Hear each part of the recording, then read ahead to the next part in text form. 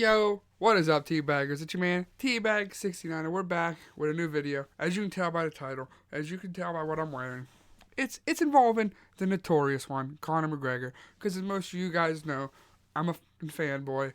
I don't care how I admit it. I'm a fucking fanboy of him. He's the best fighter in the UFC. Facts, don't come at me. But, yeah, I mean, we're within a month of his next fight. I'm juiced. I cannot wait. Everyone else better be. I'm talking into this mic, into you guys, Italians, that you guys better be hyped because McGregor's going to put on a show, baby.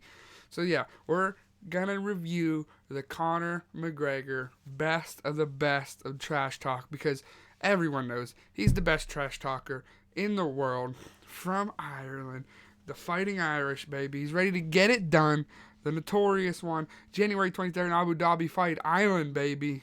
Dustin Poirier, your head will clatter off the canvas again. Before we get into the video, I just want to make a few couple announcements here. It's official. Teabag69 has started his own streaming platform. It's coming soon, but link is in the description. Facebook Gaming. Teabag69 is where I'm taking my talents. So if you want to... I'm not streaming yet. Probably a couple weeks here I'll be starting. But I wanted to make the page, get it out there, and start building the platform before I get into it. So yeah, if you guys want to follow me, that link will be right down there in the description. As long as the other things in the description. The Dude Ranch podcast, that link's in the description. Check it out. All the social medias for that's on there. The Danny Hammer streaming's on there. Check that out for sure. Also down there still, the Yinzer Caps. The official sponsor of the Dude Ranch podcast. Don't have the hat on because, man, does it keep my head way too warm inside this house. I'm sweating. But, yes, time to get into the video. Got the Irish flag. Got the August McGregor hoodie. The King has returned because the King returns in a few weeks, baby. I am juiced. I'm pumped. I'm ready to go. And, that's what made me get into this video. The trash talk. So it makes people love Conor. And not to mention the wild knockouts he produces. So, maybe that'll be another video. Conor's best knockouts or something like that. It's probably going to be a video. Because these next few weeks building up to the Conor fight, it's going to be Conor. You might get tired of Conor. But I can never get tired of Conor. So, it's Conor time. Into the video. Let's get it, baby. Motherfucking weed from the hospital, man. Fuck that. Tell Uncle Paulie go pick up 10,000 from Dez and go take about like 20 G's from Gino. Tell that motherfucker to get this nigga next door up out of here. This nigga be snoring. I can't sleep. And call that big butt nurse with the long hair to come suck my dick. The doctor said I need about 3 weeks of recovery. But the nurses is loving me, saying the best part of the day. Conor McGregor trash talk, baby.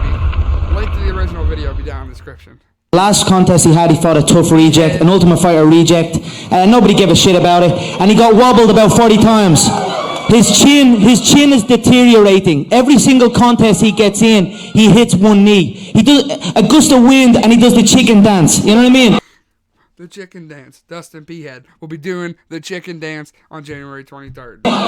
Coming up against me, that's not going to be good. You know, I'm going to crack him with a jab and he's going to wobble and I'm going to put him away early. It's going to be a first round KO, mark my words. Who knows? Because as you know, as you can tell by looking at this fine physique, that I'm a freak of nature. You know what I mean? I'm a specimen of human movement. So who the fuck knows? Fighting my career, I really appreciate it. Nobody gives a shit. You are the man, bro. 18 fights. Honestly, I swear to God, I understand where you're coming from, man.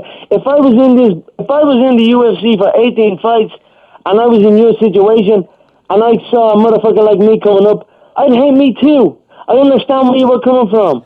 But at the end of the day, your mouth got you into big, big trouble here. I know you're afraid.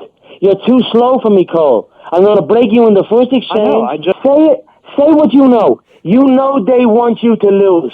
Say that to me right now. Everyone is just sitting there like, do I say something? Or do I just let these two keep going? I just said that.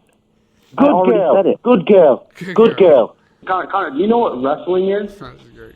I could rest my balls on your forehead. I look at him as a novice. He throws an overhand right. He looks at the floor, closes his eyes, and hopes for the best. This is This is day one beginner stuff where I come from. Chad's last gate was $545,607. That's less than my show money. It's absolutely embarrassing. Let's make a bet here. If How you much? fucking have the How balls much? to do anything. With that $500,000, you're making bets with that $500,000 I gave you. Notice. 48,000 you went Shut up from. and let me fucking You went from talk. 48,000 to $500,000. Thank me and be grateful. Be grateful. I butchered your face. I KO'd you. You were curled up like a bitch. You were curled up like a bitch. You were curled. Him and his Mendez beef. That was fucking good too. That was one of his best for sure. Up like a bitch, I butchered your body. You couldn't even lift your hands up. You couldn't even lift your hands up. You can do that all you want, but at the end of the day, the knockout speaks for itself, and you hit the deck like a bitch. As you can see, it's tradition. I remove a head, I bring it backstage, I place it on Mr. Fertitta and Mr. White's desk. Here you go, boss. Another one done. And then we discuss big business. So we went and we discussed big business. And big business just happens to be in Viva Las Vegas. Viva Las Vegas. We are going to go to Las Vegas, and one more head will be collected. You should walk around with a card and shake that. Big similar. Dude, I never, I seen this like a few weeks ago. I actually started watching it, this Ultimate Fighter thing. Dude, I'm actually pumped for whenever it comes back. I mean, I know Conor's not going to be there, but the Ultimate Fighter's sick. But, I mean, with Conor in there, the fucking... Him just clowning your eye favor the whole time was awesome. Yeah, oh my god. There's a little snake in the grass right there. The snake in Hey, the little boy. grass. How's it going? Are you lost? Definitely lost. Ryan thinks Dwayne's a snake, though. What do you think of that? Different opinions, you know. So you're with Wayne? You're with Dwayne? Yeah, man, he's a good coach. And what, he took you out of college? He took you out of college and you just ditch him? No, I'm still there, dude. No, you ain't still there. All right. You ain't still there. You. I like in this, I know for some of you guys don't know, but he keeps calling him snake in grass because he left Uriah Faber and all that. And they didn't want to, Uriah Faber's team didn't want to see all, they didn't want to fucking realize it. But Conor, like, saw the future because now every one of them hates fucking Dillashaw. They all hate him. And Conor told him that he's a snake in the grass. He's the GOAT. He's Mystic Mac. He predicts everything. He predicts these things. You pretend you're still there. You ain't still there. This took you out of college. Hey, gave you the way. Hey, I recruited this guy out of high school. Yeah, and he ditched you. So man up and recognize. Man up and recognize. Man up and recognize. That has the belt. That's your opportunity. He came in and took you and got out of there. I'd rather fight you, to be honest. Well, how are you gonna fight me? I'm fighting Jose. I'm fighting big. You're down here. I fought Jose. Yeah, and you got your ass whooped. Have Your you whole fought him? team got your ass whooped by him. Chad got his ass whooped, and I whooped Chad last week. I think I might have buried Chad out here somewhere. I think I might have dumped Chad's body out here somewhere. And this looks familiar out here. Proven this, the Ultimate Fighter has brought a ton of talent onto the scene. Guys like Florian and guys like TJ Dillashaw and on and on and on. So TJ was KO'd on the show, though, right? is that TJ? He was KO'd on the show, right? No, I don't think so. Was he not KO'd on the show? I thought. I don't believe so. The finale. The finale. You think another fight? Come on, he is a twerp. I'd smoke him. You shouldn't be letting him in your because he's a snake in the grass. And I told you that to your face. You brought him into the tough thinking he was there to help you, and he was there to help him. He's a snake in the grass in your. You need to figure that out and stop being a. Go and take him out and build some numbers and entice me. Because right now I'm giggling at his little ass numbers. What can he bring? He bring none. He barely makes 6 figures a fight. And rightfully so. Would you take a fight against I'd Dillashaw? fight anyone. I'd fight you, him, and him all at the same time. He doesn't. The numbers are right. Oh, that boy. Are you serious? I'm going up against supposedly the pound for pound #1, and he's groveling at my feet, begging for mercy. So as far as I don't want a fight, come on. Jose's quaking in his boots, and he's supposedly top of the pound for pound list. I have my eyes on Jose killing the featherweight division and going up and destroying that lightweight division as well. Audiences give the Crudes a new age an A and 95% on Rotten Tomatoes. Like, oh, I can't wait. I mean, it's weird now that Conor's like, I don't want to say he's like Mr. Good Guy because like he'll still talk shit on you, but he's literally just dialed in for these he was like that for the Cerrone fight. He really wasn't talking all that shit, but he still went out there and smoked him in 40 seconds. So if he ain't talking shit, he's knocking you out in 40 seconds. If he's talking shit, he's still knocking you out in 40 seconds. So, I mean, it's weird not seeing him talk shit, but he'll talk shit whenever the time's right. He doesn't need to talk shit to Cerrone. He knew he was going to beat him. He didn't have to talk shit to Poirier. He already talked shit and knocked him out. So, I mean, we'll see. They still have another press conference yet, so they still might talk shit. But we'll see. As of right now, he's not talking shit. But, I don't know. We'll get back to the video here. Otario, Otario! You know what that means? Pussy. Oh, dude. His fucking beef with Aldo. Top tier, greatest shit. Because Aldo just sat there and took it like a punk. This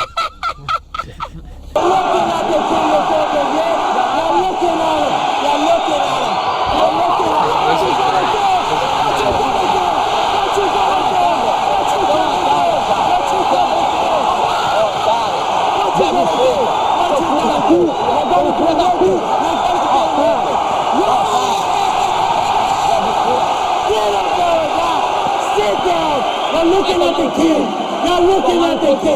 I am his daddy.